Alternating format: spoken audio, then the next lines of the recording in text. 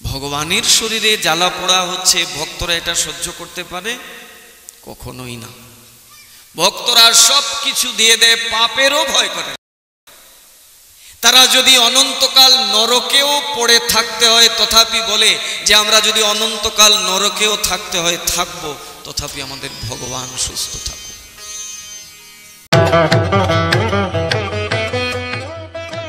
এখন দেখছেন হিন্দু মিডিয়া চ্যানেলটি সাবস্ক্রাইব করুন।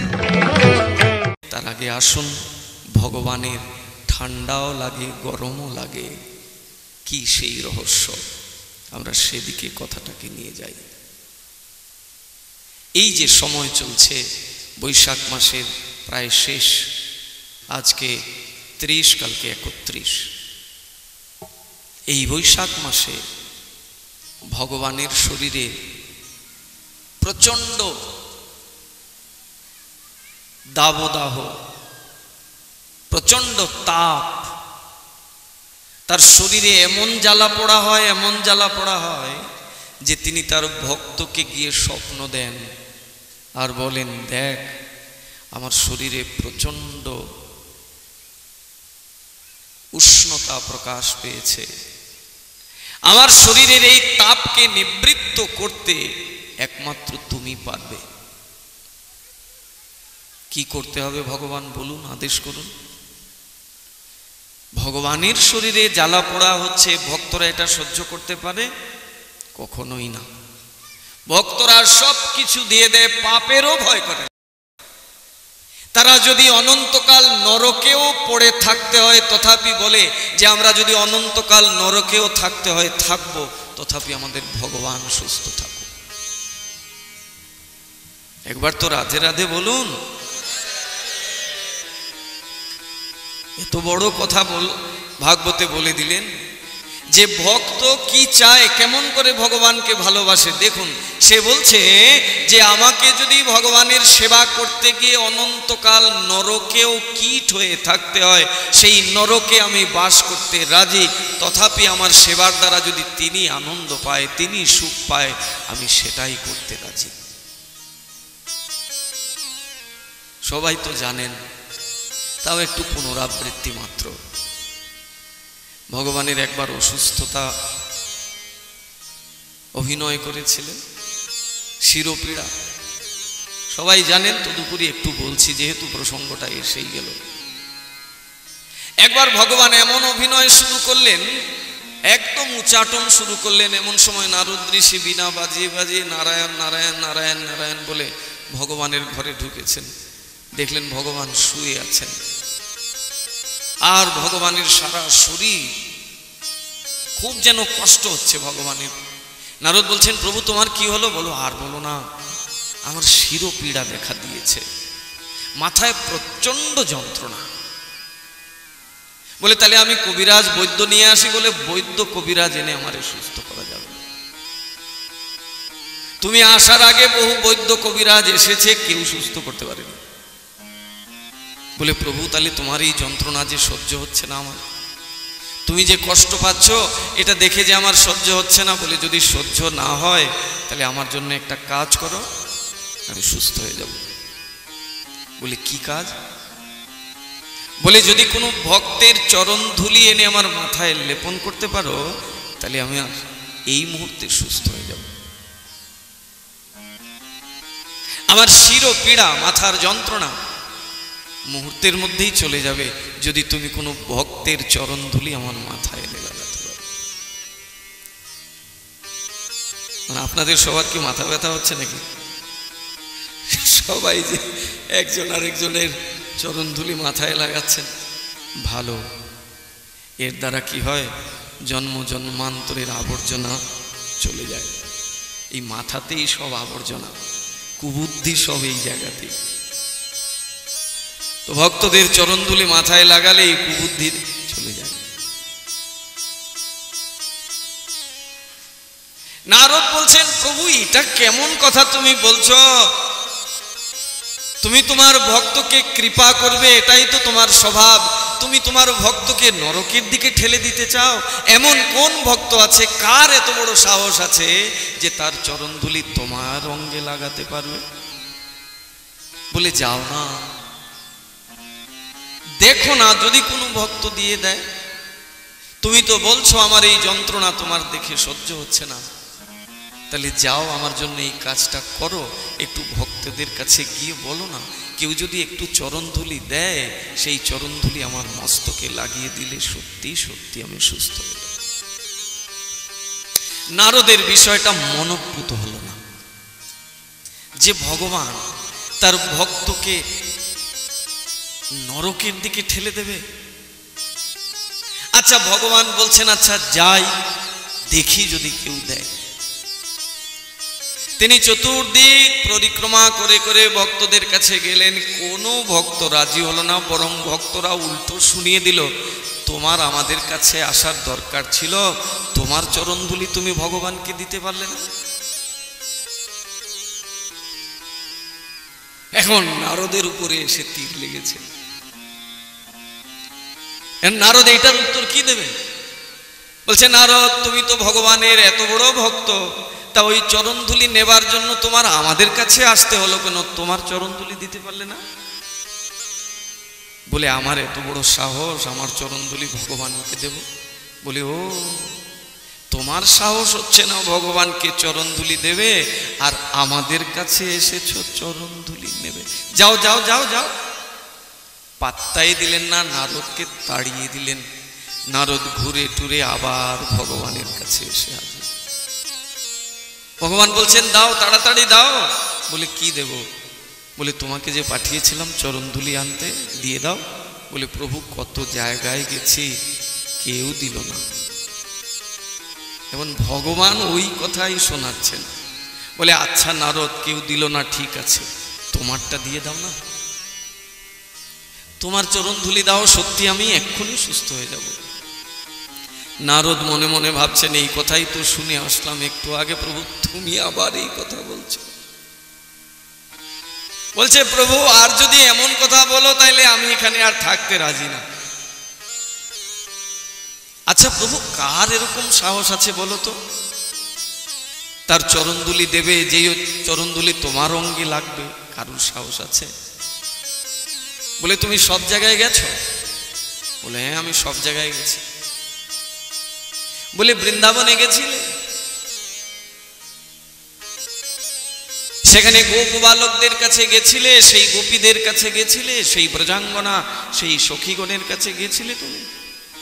বলে না ওই গোয়ালাদের কাছে যাইনি, বাদ বাকি সব জায়গায় গেছি। বলে একবার যাও না, ওই গোয়ালাদের কাছে গিয়ে বলো, যদি তারা দিয়ে দেয়। নারদের ইচ্ছা নাই, কিন্তু ভগবান বলছেন কি আর করবেন। আসলেন, আসা মাত্র সবাই জিজ্ঞাসা করছেন নারদ ঋষিকে আমাদের প্রভু কেমন আছেন, কৃপা করে একটু বলুন। বলে তোমাদের প্রভু ভালো নাই। বলে আমাদের প্রভু ভালো নাই? প্রভুর কি হয়েছে? বলে প্রভুর শিরোপীড়া হয়েছে। বহু বৈদ্য কবিরাজ দেখানো হয়েছে, কমেনি। বলে তাহলে প্রভুকে রেখে দিয়ে আপনি এখানে আসলেন? আপনি প্রভুর সান্নিধ্যে থাকলে তো প্রভু একটু শান্তি পেত। বলে প্রভুই পাঠিয়েছে তোমাদের কাছে। বলে আমাদের কাছে প্রভু পাঠিয়েছেন কেন? বলে তোমাদের চরণধুলি যদি একটু দাও,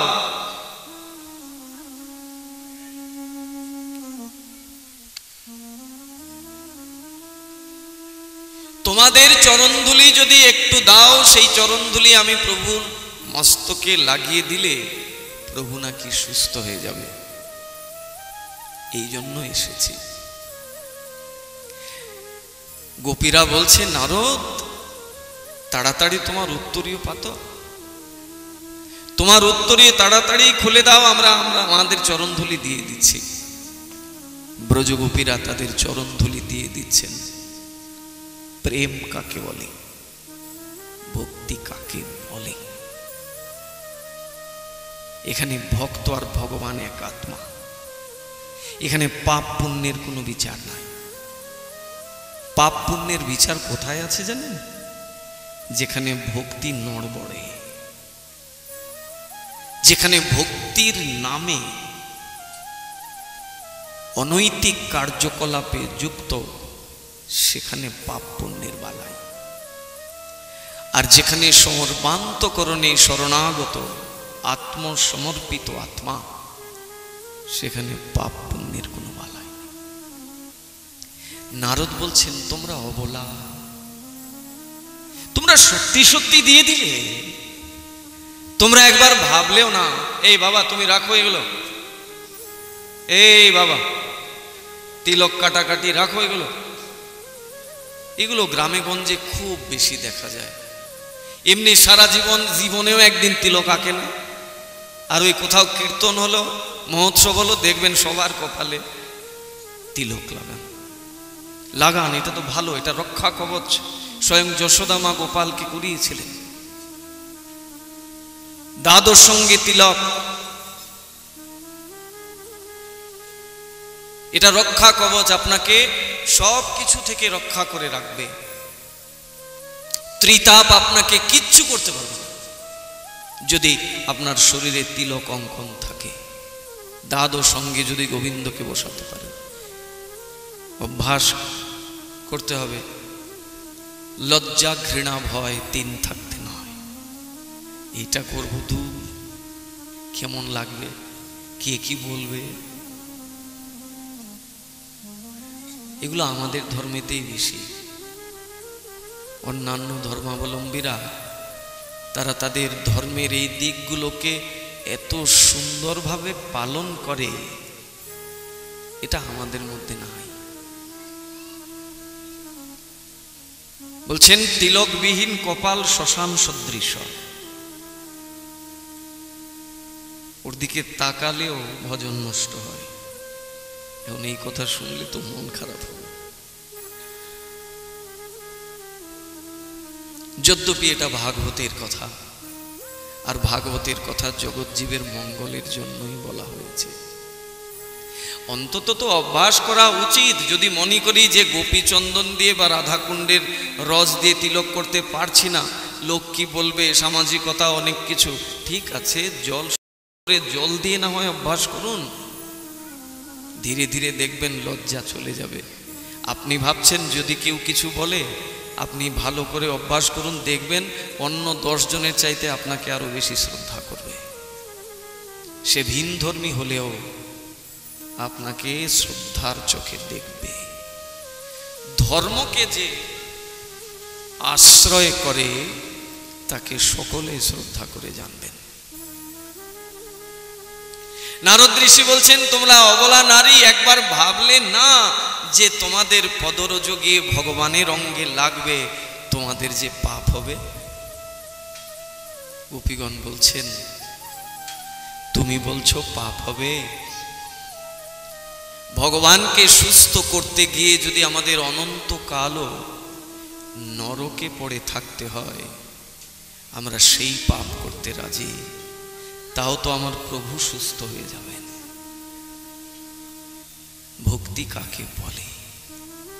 নিজের স্বসুখ, নিজের সুখের প্রতি বিন্দু মাত্র তাদের কোনো ইচ্ছাই নাই। সমস্ত ইচ্ছা তার সুবিধান। ভজতাম প্রীতিপূর্বকম দদামি বুদ্ধি যোগং তং যেন মাম উপজান্তিতে। হে অর্জুন, এই জগতের প্রত্যেকটি মনুষ্য আমার সন্তান, কিন্তু হলে কি হবে? আমি সকলকে বুদ্ধি দেই না। আমি সেই সন্তানকে সুবুদ্ধি দান করি, আমি সেই সন্তানকে সুনীতি দান করি। ভজতাং প্রীতিপূর্বকম, যিনি অত্যন্ত প্রীতির সহিত ভক্তি সহকারে সদা সর্বদা আমার সেবা করে, আমি তাকে বুদ্ধি দান করি। আর সেই বুদ্ধি লাভ করলে এই জগতের প্রত্যেকটা বস্তু তার কাছে বিষ্টার মতো মনে হয়। এই জগতের কোনো উত্তম বস্তু তাকে আকর্ষণ করতে পারে না। তার মধ্যে তখন ধ্রুবত্ব আসে যে প্রভু আমাকে তোমার চরণে পৌঁছতেই হবে। ব্রজগোপীগণ দিয়ে দিলেন তাদের চরণধূলি। নারদ ঋষি নিয়ে আসলেন। নারদ ঋষি নিয়ে আসলেন, এসে কৃষ্ণের মস্তকে লেপন করলেন, সঙ্গে সঙ্গে ভগবান সুস্থ। আপনি আচরি ধর্ম জীবের শিখায়, ভক্ত যে তার প্রাণ, এই শিক্ষা ভগবান নারদের মাধ্যম দিয়ে জগৎ জীবকে দিলেন। দেখো, আমার ভক্তরা যেরকম আমার সেবা করে তৃপ্ত হয়, আনন্দ পায়, আমিও আমার ভক্তের সেবাতে আনন্দ পাই। আজকে সেই ভগবানের সারা শরীর জ্বালা পোড়া করছে, তিনি স্বপ্ন দিচ্ছেন। মহাপ্রভুর পরম গুরুদেব, ঈশ্বরপুরীপাদের গুরুদেব মাধবেন্দ্রপুরী, তাকে স্বপ্ন দিচ্ছেন স্বয়ং ভগবান গোপাল। দিয়ে বলছেন, মাধব, তুমি তো আমাকে ওই জঙ্গল থেকে উদ্ধার করে পর্বতে স্থাপন করেছ, আমার অভিষেক করিয়েছ, ভোগ লাগিয়েছ, কিন্তু এখন যে আমার শরীরে তীব্র জ্বালা, সারা শরীর জ্বালা পোড়া করছে, আমার এই জ্বালা পোড়া নিরসন তুমিই করবে।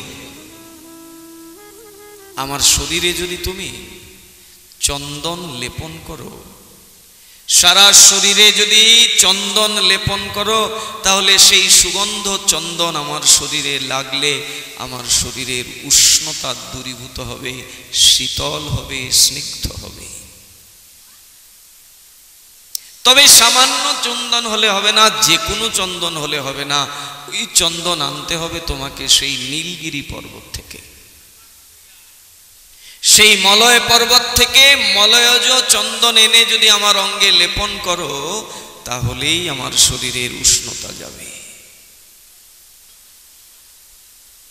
ভগবান বৃন্দাবনে থেকে স্বপ্ন দিয়েছেন। মাধবেন্দ্রপুরীপাদ তখন বৃন্দাবনে ভজন করেন, গোবিন্দকুণ্ডে একটা বৃক্ষ তলে বসে তিনি ভজন করছেন ভগবানের, তীব্র ভজন। দিন যায়, রাত যায়, আবার দিন আসে, আবার রাত যায়, এইভাবে 2 দিন 4 দিন 5 দিন চলে যায়। আহার নাই, নিদ্রা নাই, নিরন্তর শুধু ভগবত চিন্তা, ভগবত সেবা, ভগবত ধাম, এই তার সেবা। অযাচক বৃত্তি, কাউ কাছে কিছু চায় না। যদি কেউ যে চেয়েছে কিছু দেয় তাহলে গ্রহণ করে, নইলে না খেয়েই থাকে। একদিন তো এমন হলো, ভগবান নিজে এসে হাজির। একদিন ভগবান নিজে গরম দুধ নিয়ে আসলেন, এসে ডাকছেন, ও বাবা, ও বাবা, চোখ খোলো। মাধবেন্দ্রপুরীপাদ তো ভজনে মগ্ন। যখন চেতনা ফিরে পেলেন, শুনতে পারলেন কেউ তাকে ডাকছে, চোখ খুললেন, দেখেন একটা দিব্য বালক দাঁড়িয়ে, দিব্য জ্যোতি তার শরীর থেকে প্রকাশ পাচ্ছে। মাধবেন্দ্রপুরীপাদ জিজ্ঞাসা করছেন, আপনি কোথা থেকে এসেছেন, কেনই বা আমাকে ডাকছেন? বলছেন, আমি 1 লোটা দুধ নিয়ে এসেছি তোমার জন্য। বললে, দুধ নিয়ে এসেছেন কেন? বলে, না তুমি তো অভুক্ত, এই জন্য নিয়ে এসেছি। বলে, আমি অভুক্ত, সেই সংবাদ তোমায় কে দিল? বলে, সংবাদ কে দিল? তুমি তো এখানে ভজন করো, আর এই গোবিন্দকুণ্ডে প্রত্যেক দিন মায়েরা কলসি ভরে জল নিতে আসে। তারা প্রত্যেক দিন আসে আর তোমাকে ওই এক জায়গাতেই বসতে দেখে। তাই তারা কি করেছে, আমাকে দিয়ে এই লোটা ভর্তি দুধ পাঠিয়েছে তোমাকে দেবার জন্যে। তুমি এটা গ্রহণ করো, আমি চলছি। স্বয়ং ভগবান বালকের রূপে এসে তার ভক্ত মাধবেন্দ্রপুরীপাদকে 1 লোটা দুধ দিয়ে গেছিলেন। পুরোটা দুধ পান করলেন। রাত্রে যখন ঘুমোতে গেলেন, সেখানে স্বপ্ন দিচ্ছেন সেই বালক। মাধবেন্দ্র পুরীপাদকে বলছেন, মাধব, আমি সেই বালক তোমার কাছে গেছিলাম দুগ্ধ নিয়ে, আমি সেই বৃন্দাবনের গোপাল। আমার এখানে তো কেউ অভুক্ত থাকতে পারে না। যদি কেউ অভুক্ত থাকে তাহলে আমি কোনো না কোনোভাবে কারুর মাধ্যম দিয়ে তার কাছে আহার পৌঁছিয়ে দিই। আজকে আমি নিজে তোমার কাছে গেছি। জানো মাধব, আমি বহুকাল তোমার প্রতীক্ষায়, কবে তুমি আসবে আর আমার সেবা করবে। আমার শরীরে প্রচন্ড দাবদাহ, শরীরে অত্যন্ত জ্বালা পোড়া হচ্ছে। তুমি যদি আমার অঙ্গে একটু মলয়জ চন্দন লেপন করে দাও, তাহলে আমার অঙ্গ শীতল হবে, স্নিগ্ধ হবে। এখন কোথায় বৃন্দাবন আর কোথায় পুরী? পুরো দুই প্রান্ত, দুই দিকে, একটা উত্তরে তো একটা পূর্বে। আর এখনকার মতো সেই ফ্লাইটও নাই, আর ট্রেনও নাই, বাসও নাই যে বললেই চলে যাব সেখানে। হেঁটে হেঁটে যেতে হবে। কিন্তু ভগবান আদেশ করেছেন, কোনো কষ্টও নাই, কোনো ভ্রুক্ষেপও নাই, কোনো চিন্তাও নাই যে জঙ্গলের পথ দিয়ে যে যাব, যদি বাঘ ভাল্লুক এসে আমাকে আক্রমণ করে। ভগবান আদেশ করেছেন। প্রভাতেই উঠে রওনা, ছুটে গেলেন। ভগবানের অঙ্গ শীতল করবেন বলে তিনি পুরীর উদ্দেশ্যে রওনা হলেন। দক্ষিণ ভারতে সেখানে আছে মলয়গিরি পর্বত। সেই মলয়গিরি পর্বতেই পাওয়া যায় সেই মলয়জ চন্দন। সেটা সংগ্রহ করতে বেরিয়েছেন মাধবেন্দ্র পুরীপাদ। আদেশ করেছেন স্বয়ং ভগবান যে আমার শরীরে তীব্র জ্বালা পোড়া, তীব্র দাবদাহ, আমার শরীরকে শীতল করতে তোমাকে মলয়জ চন্দন এনে অঙ্গে লেপন করতে হবে। আমরা শাস্ত্রে দেখি যে ভগবানের কোনো শীত নাই, উষ্ণ নাই, অথচ ভগবানের আবার শরীরে জ্বালা পোড়াও হয়। ভক্তের হাত থেকে সেবা নেবার জন্যে ভগবান সবকিছু করতে পারেন। অনেকে ঘুমিয়ে পড়ছেন, একটু গান টান না দিলে হবে না। দুইটা কথা, দুই রকমের কথা আজকে শুনবো। একদিকে তো ওই কোলে বসিয়ে রেখেছি উত্তম আর ধ্রুবকে, সুনীতি আর সুরুচির মধ্যে লড়াই হবে। আবার এই দিকে চন্দন আনতে গেছেন মলয়জ পর্বতে। তো দুই দিকের কথারই মীমাংসা দিতে হবে। আবার একটু গান টান না করলেও সমস্যা। আর কালকে থেকেই কত অনুরোধ, মহারাজ এইটা শোনাবেন, ওইটা। এক মা বলছে, মহারাজ আমাকে মহাপ্রভুর ওই গানটা শোনাবেন, নরহরিদাস ঠাকুরের পদ। আবার আরেকজন বলছেন কয়েকটা হিন্দি ভজনের কথা। আচ্ছা, আমরা একটা তুলসীদাসের একটা পদ শুনব, হিন্দিতে এই ভজনটা। কিন্তু এখানে অনেক বিরাট শিক্ষা আমাদের জড় জীবের জন্যে। আমরা বড্ড অভিমানী, কি ভক্ত কি অভক্ত। অভিমানটা যে শুধু অভক্তের কাছে থাকে তা নয়, ভক্তের মধ্যেও দেখা যায় প্রচুর অভিমান আছে। একটু শুদ্ধাচারী হয়েছে, সে তখন তার মধ্যে অভিমান নিয়ে আসে যে অন্য 10 জনের চাইতে আমি তো আলাদা। অন্য 10 জন তো ভক্তি জীবনে পৌঁছাতে পারেনি, আমি তো পৌঁছে গেছি, তার মানে ওদের চাইতে আমি আলাদা। ওই ধীরে ধীরে ধীরে ধীরে তার মধ্যে অভিমান এসে প্রবেশ করে। আর এই অভিমান হচ্ছে তার ভগবত ভক্তির প্রধান কণ্টক কাটা। ভক্তি জীবনে এই অভিমান, অহংকার তাকে এগোতে দেয় না, তাকে টেনে নামিয়ে ফেলে। সেই অভিমানকে নিয়েই রাম ভক্ত তুলসীদাস তিনি একটি পদ রচনা করেছেন। আমরা সেই দিকে একটু আলোকপাত করব।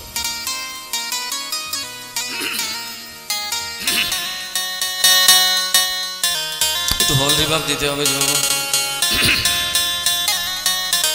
আর একটু হল রিভাব দেবো।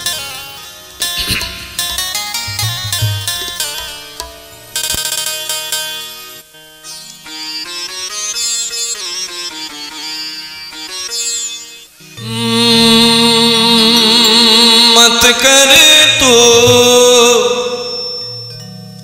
अभिमान रे बंदे, झूठी तेरी शान रे। मत कर तो अभिमान,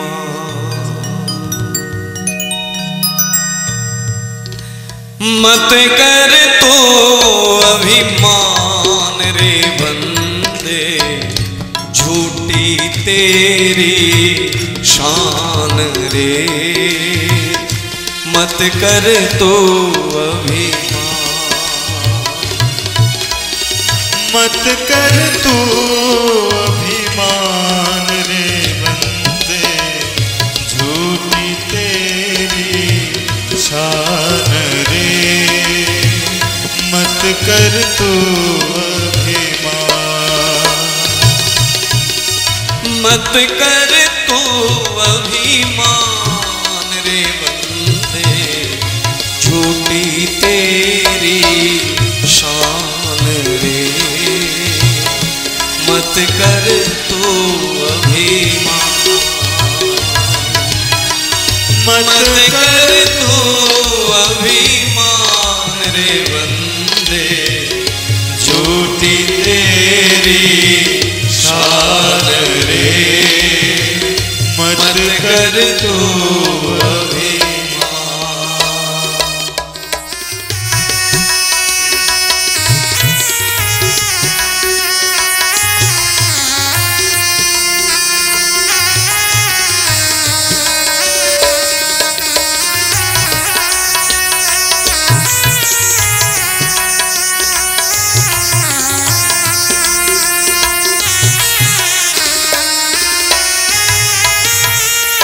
तेरे जैसे लाखों आए, लाखों इस माटी ने खाए।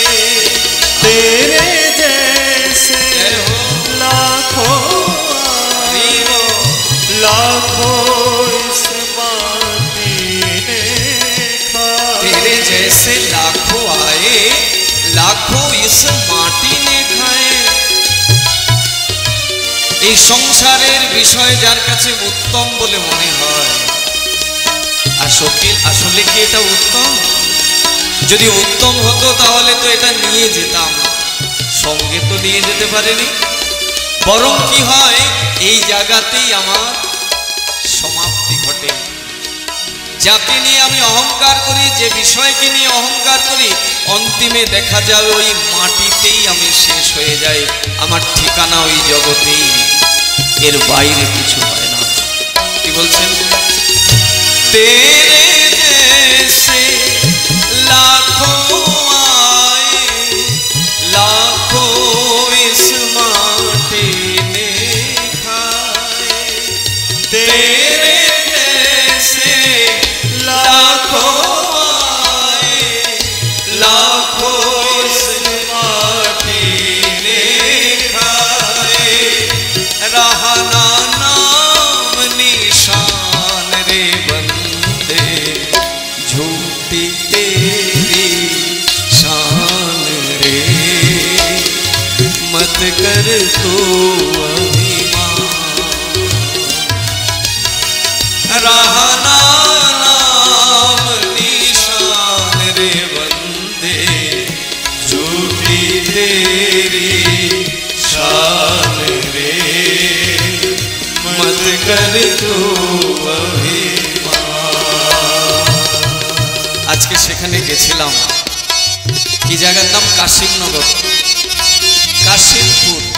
আহা, সেই জমিদার বাড়ি আজকে মাত্র 32% এসে দাঁড়িয়েছে। কোথায়? সেই এত বিশাল সবকিছু, সেই জমিদারিত্ব আজকে 32% দাঁড়িয়ে আছে মাত্র। চতুর্দিকে সব বড় বড় high rise building, school, chairman বাড়ি, এই সব রয়েছে। এইভাবেই এই জগতের অস্তিত্ব এই জায়গাতেই রেখে যেতে হবে। এই সংসারকে নিয়ে আমরা যতই অহংকার করি না কেন, এটা আমার, ওইটা আমার, ওটা ছাড়া আমার চলবে না, দেখা যাবে সব কিছুই মাটিতেই পড়ে থাকবে। তাই বলছেন কি,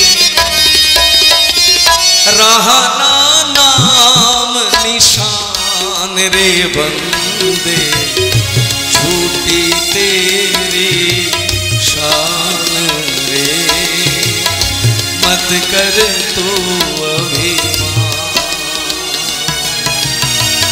रहना नाम निशान रे बंदे, झूठी तेरी शान रे, मत कर तो अभिमान।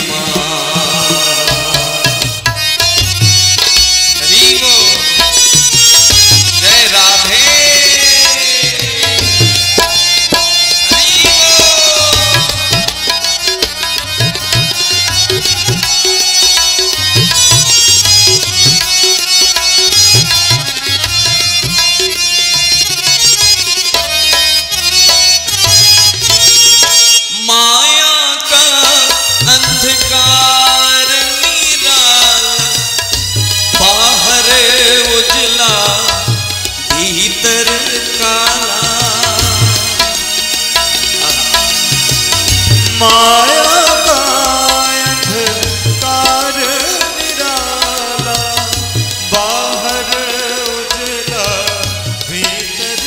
এই সংসার রূপী মায়াটা কেমন দেখুন তো। এই সংসার রূপী মায়াতে আদৌ কোনো আলো বলে আছে কিছু না। বাইরে থেকে আলো লাগে কিন্তু ভেতরে এটা কালো কুৎসিত অন্ধকার। তাই বলছেন মায়া কা अंधकार निराला, बाहर उजला भीतर काला। माया का अंधकार निराला, बाहर उजला भीतर काला, इसको तू पहचान रे बंदे, झूठी तेरी शान रे, मत कर तो अभिमान। इसको तू पहचान रे बंदे, झूठी तेरी शान रे, मत कर तो अभिमान।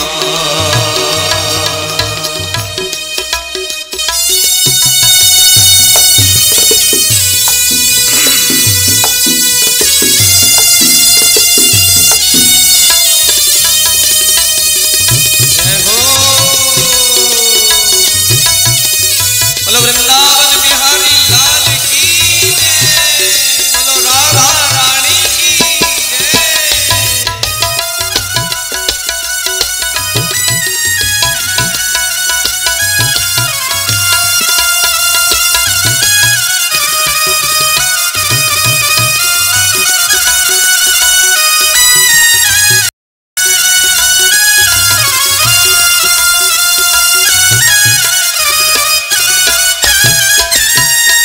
झूठी माया झूठी काया, वो तेरा जो हरि गुण गाया।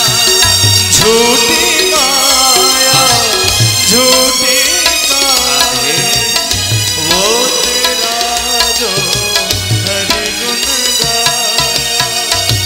झूठी माया झूठी काया, वो तेरा जो हरि गुण गाया।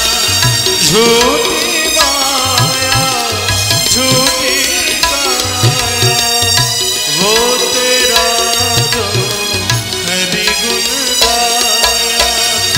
जप ले हरि का नाम रे बंदे, झूठी तेरी शान रे, मत कर तू अभिमान। जप ले हरि हरि का नाम रे बंदे, झूठी तेरी शान रे, मत कर तो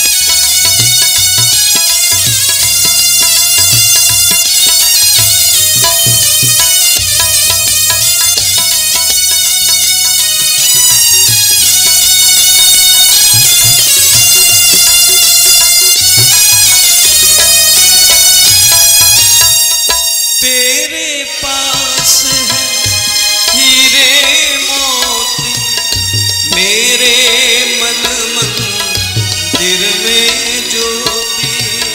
तेरे पास है हीरे मोती, मेरे मन मंदिर में ज्योति। तेरे पास